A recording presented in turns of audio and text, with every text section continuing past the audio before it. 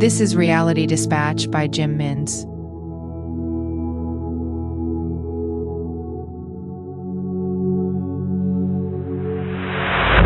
Patty never usually worked the night shift, but a plague of chest infections had grappled 2/3 of her colleagues at Yum Yum Donuts, Sherman Way.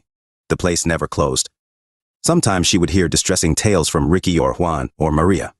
They would speak of attacks on staff or streetwalkers nearby who would trek over from the Habit Burger to be welcomed by the neon promise of a glazed dessert. The stories remained myths for the time being. Patty had performed 3 night shifts in a row and not one of them presented a dangerous circumstance. It was a Thursday when that all changed. Thursdays were her favorite. She made a deal with herself not to cook. She would indulge her half-week's pay in a takeaway meal that reminded her of her grandmother's chili sauce. It was an exorbitant luxury for someone who lived in a single-room rental out in Harvard Park, South Los Angeles. Such was her experience. If this was what it took to keep the dreaded black dog at bay, she would not hesitate to spend the money. Besides, it was cheaper than therapy, a concept that was as foreign as a trip to Mars. Patty finished at 11 p.m. and walked the 0.8 miles, 23 minutes, north to Van Nuys Transit. There she waited for the train that would take the 2-hour journey home. At 11:39 p.m., it arrived. He didn't know if his name was Marcus or Michael. He suspected he was born a Matthew, but something someone had said to him 3 days earlier gave him pause. Perhaps he was Andrew. That didn't matter right now. His mother had died. Despite the passage of time between her demise and the present date being greater than he could fathom, the memory felt fresh. Her touch was as present on his cheek as the hoodie that rubbed against it.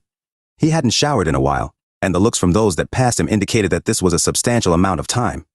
He wanted vengeance, but for what? He could not isolate. He wanted her back. She had died too young. She would be able to make everything better. That's what he convinced himself.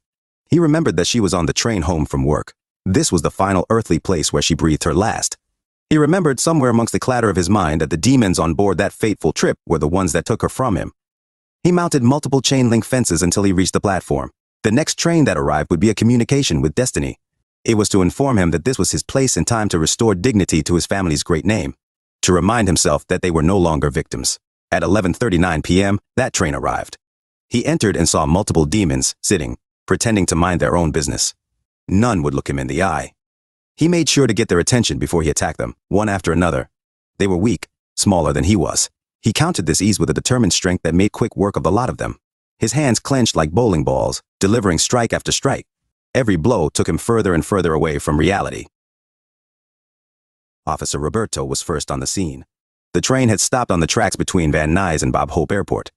The radio had told him the carriages were empty save for those who were no longer moving. He couldn't get an exact count of the suspected casualties. When he exited his vehicle, he was able to mount the tracks thanks to a roadside crossing. The doors were still closed, but the substance painted the windows was unmistakable. The dark red. He could smell the metallic taste in his mouth from here. He took a breath, despite being at least 20 yards from the crime scene. Instinct told him the night was young, and his shift would be long. This would be banked in his subconscious and used later to haunt him in his dreams. This he would have no control over. What he did have control over was the chance to save whoever was left.